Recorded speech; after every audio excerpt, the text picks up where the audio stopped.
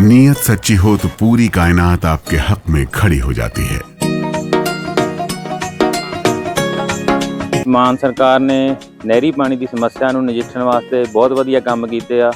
ਸਾਡੇ ਖੇਤਾਂ ਨੂੰ ਪਾਣੀ ਪੂਰਾ ਲੱਗਣ ਲੱਗ ਪਿਆ ਜੀ। मांझा, मालवा, दुआबा और पुआध के इलाके दुआएं दे रहे हैं।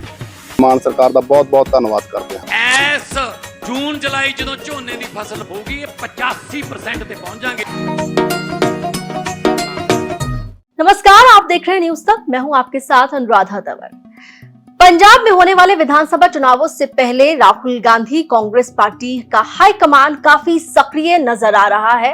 पार्टी अब काफी सीरियस होती हुई दिखाई दे रही है। खासकर जिस तरीके से पंजाब कांग्रेस में बवाल मचा हुआ है उसको लेकर अब वक्त रहते इस बवाल को कंट्रोल करने की कवायद तेज हो गई है। और अब इसी कड़ी में एआईसीसी पंजाब इंचार्ज और छत्तीसगढ़ के पूर्व मुख्यमंत्री भूपेश बघेल को पंजाब भेज दिया गया है।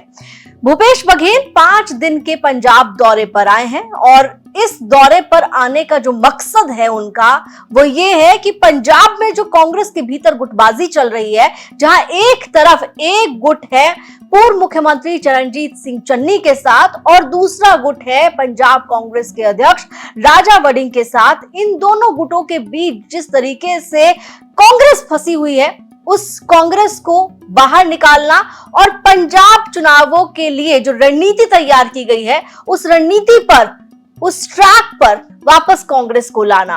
अब भूपेश बघेल ने खुद इस बात की जानकारी भी दी कि वो पंजाब आ रहे हैं 5 दिन के दौरे पर। हाल ही में पंजाब कांग्रेस के लिए टीम्स बनाई गई हैं, नियुक्तियां हुई हैं। क्या कहा भूपेश बघेल ने पंजाब दौरे पर निकलने से पहले, वो सुनाते हैं आप। 5 दिन का पंजाब दौरा, और क्योंकि अब कमेटियों का घोषणा हो चुका है और चुनाव की तैयारी करनी है, तो सभी वहाँ युवा कांग्रेस के भी चुनाव हो चुके हैं। सभी साथियों से मिलकर आगे की रणनीति किस प्रकार से हो इसमें चर्चा हो। राहुल गांधी के लिए पंजाब चुनाव बहुत महत्वपूर्ण है, कांग्रेस पार्टी के लिए चुनाव बहुत महत्वपूर्ण है। पिछले चुनावों में कांग्रेस पार्टी को पंजाब में हार झेलनी पड़ी थी आम आदमी पार्टी से, और जिस तरीके से आम आदमी पार्टी ने पंजाब में शानदार प्रदर्शन किया था और सरकार बनाई थी, उसके बाद कांग्रेस पार्टी बैकफुट पर आ गई थी।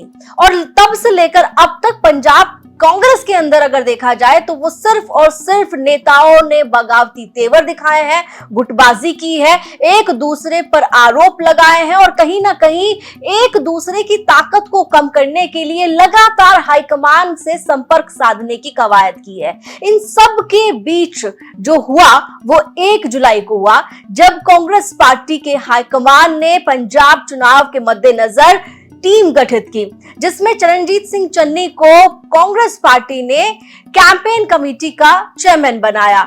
लेकिन चरणजीत सिंह चन्नी इस पोस्ट से, इस जिम्मेदारी से नाखुश हैं और वो चाहते हैं, उनके जो समर्थक हैं वो ये चाहते हैं कि चरणजीत सिंह चन्नी, जो कि कांग्रेस के पूर्व मुख्यमंत्री हैं पंजाब में और इस वक्त मौजूदा वक्त में वो पंजाब के सांसद भी हैं लोकसभा के, उन्हें अब पंजाब कांग्रेस की कमान सौंपी जाए और उन्हें अध्यक्ष पद दिया जाए। इसको लेकर कई नेताओं के रिएक्शंस आए। बीते दिनों चरणजीत सिंह चन्नी के घर पर तमाम उनके समर्थकों का, उनके कैंप के नेताओं का जमावड़ा देखने के लिए मिला। उस दौरान त्रिपत राजेंद्र सिंह बाजवा ने क्या कहा था वो भी आपको सुना देते हैं।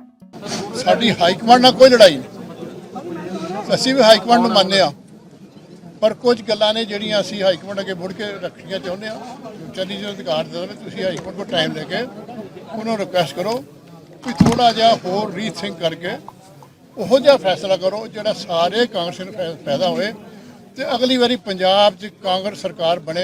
ਮੇਨ ਗੱਲ ਸਾਡੀ ਇਹ ਖਾਸ ਲੋਕਾਂ ਦੀ ਇਹ ਵੀ ਅਗਲੀ ਵਾਰੀ ਪੰਜਾਬ 'ਚ ਕਾਂਗਰਸ ਸਰਕਾਰ ਬਣੇ ਤੇ ਹਾਈ ਕਮਾਂਡ ਥੋੜਾ ਜਿਹਾ ਸਾਰਿਆਂ ਨਾਲ ਵਿਚਾਰ ਕਰਕੇ रीकंसिडर करे, ਜਿਹੜੀਆਂ ਇੱਕ ਦੋ ਗੱਲਾਂ ਦੇ ਰਿਜ਼ੈਂਟਮੈਂਟ ਆ, ਲੋਕਾਂ ਨੂੰ ਮਾਯੂਸੀ ਆ, ਉਹਦੇ ਬਾਰੇ रीथिंक करे। तो एक तरफ चरणजीत सिंह चन्नी की पैरवी कर रहे हैं नेता पंजाब में, तो दूसरी तरफ खुद राजा वड़िंग मीडिया के सामने आए और राजा वड़िंग ने चरणजीत सिंह चन्नी के घर पर जिस तरीके से उनके समर्थकों की भीड़ लगी उसको लेकर क्या कहा, चरणजीत सिंह चन्नी पर क्या टिप्पणी की, वो भी आपको सुना देते हैं। चरणजीत सिंह चन्नी जी भी हमारे आदरणीय कांग्रेस के लीडर हैं और हमारे साबका मुख्यमंत्री रहे हैं, CWC मेंबर हैं और कैंपेन कमेटी के चेयरमैन और हमारे साथी हैं। उनके घर पे कोई इकट्ठा हुआ है तो इसमें कोई चिंता का विषय नहीं है। मेरे घर में कुछ लोग इकट्ठे होंगे, चन्नी जी के घर में कुछ लोग होंगे, रंधावा जी के घर में कुछ जाएंगे, कुछ लोग और किसी नेता में जाएंगे। इसका मतलब कि कोई ऐसी लड़ाई और गुटबंदी नहीं है। हर बंदे के अपने अपने कईयों के मन मिटाव हो सकते हैं जो आप बंदे बैठ के आपस में बातचीत करते हैं। जो आपने बोला कि मेरे कुछ खिलाफ बोले, जो मेरे खिलाफ बोले हैं वो तो पार्टी में नहीं है। एक दो बंदे जो खिलाफ बोले हैं वो तो पार्टी में नहीं है। और मेरे को लगता है कि आने वाले दिनों में हम सब लोग एक आधे दिन के अंदर अंदर आपको सब लोग एक मंच पर एक गाड़ी में हम सब लोग दिखेंगे और पंजाब की लड़ाई लड़ेंगे। क्या चन्नी जी को कोई ऑथराइजेशन की जरूरत है? चन्नी जी जब चाहें, क्योंकि राहुल गांधी जी चन्नी साहब को प्यार करते हैं, कांग्रेस पार्टी उनको प्यार करती है। चन्नी साहब को किसी की ऑथराइजेशन की जरूरत नहीं है। चन्नी साहब जब चाहेंगे, जब उनका मन करेगा तब हाईकमांड को मिल सकते हैं। ना तो हाईकमांड उनसे बाहर है, ना चन्नी साहब हाईकमांड से बाहर। कोई भी किसी भी प्रकार का हर व्यक्ति नू हर चीज दी ਹੁੰਦਾ है कि मैं फला मकाम ते पहुंचना है। ये धड़ेबंदी नहीं है, ये धड़ेबंदी नहीं है। ਤੁਹਾਨੂੰ ਦੱਸਤਾ कि ਅਸੀਂ अगले 2 ਦਿਨਾਂ 'ਚ 1 ਦਿਨਾਂ 'ਚ ਸਾਰੇ ਲੋਕ ਇੱਕ ਮੰਚ ਤੇ ਤੁਹਾਨੂੰ ਇਕੱਠੇ ਦਿਖਾਂਗੇ। ਚੰਨੀ ਸਾਹਿਬ ਸਾਡੇ ਵਰਿਸ਼ਟ ਲੀਡਰ ਹੈ, ਸਾਡੇ ਭਰਾ ਨੇ। ਪ੍ਰਤਾਪ ਸਿੰਘ ਬਾਜਵਾ ਸਾਡੇ ਵਰਿਸ਼ਟ ਲੀਡਰ ਹੈ, ਰੰਧਾਵਾ ਸਾਹਿਬ ਸਾਡੇ ਵਰਿਸ਼ਟ ਲੀਡਰ ਹੈ और ਹੋਰ बहुत सारे ਸਾਡੇ ਵਰਿਸ਼ਟ ਲੀਡਰ ਹੈ। ਸਾਡਾ ਕੇਵਲ ਇੱਕ ਹੀ ਮਕਸਦ ਹੈ ਕਿ ਕਾਂਗਰਸ ਪਾਰਟੀ ਨੂੰ ਦੁਬਾਰੇ ਸੱਤਾ ਦੇ ਵਿੱਚ ਵਾਪਸ ਲੈ ਕੇ ਆਉਣਾ ਹੈ। ਅਸੀਂ ਪੰਜਾਬ ਦੇ ਲੋਕਾਂ ਦੀ ਲੜਾਈ ਲੜਨੀ ਹੈ।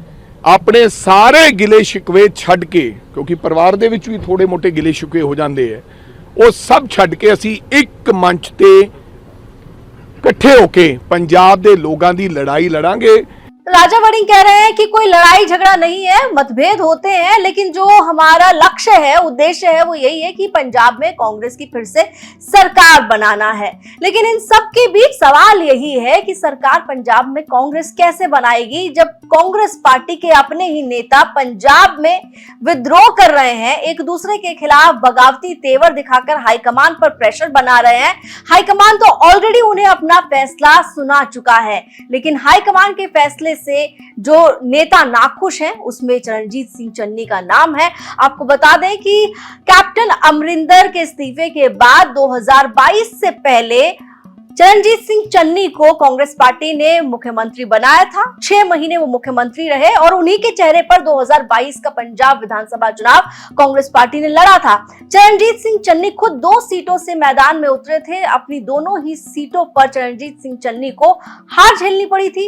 पंजाब कांग्रेस की करारी हार हुई थी और उसके बाद पंजाब में आम आदमी पार्टी की सरकार आई थी। अब एक बार फिर से चुनाव नजदीक है, लेकिन जैसे जैसे चुनाव करीब आ रहे हैं वैसे वैसे पंजाब कांग्रेस में चीजें बिगड़ रही हैं। अब इन बिगड़ते हुए सियासी समीकरणों को दुरुस्त करने के लिए भूपेश बघेल आए हैं पंजाब। अब देखना होगा कि भूपेश बघेल किसके साथ क्या बात करते हैं, किस तरह की डील करते हैं, किसे क्या समझाते हैं, क्योंकि यहाँ पर एक तरफ राजा वड़िंग है और दूसरी तरफ है चरणजीत सिंह चन्नी। आप लोगों को क्या लगता है कमेंट करके जरूर बताएं। देश और दुनिया की तमाम खबरों के लिए देखते रहिए न्यूज़ तक।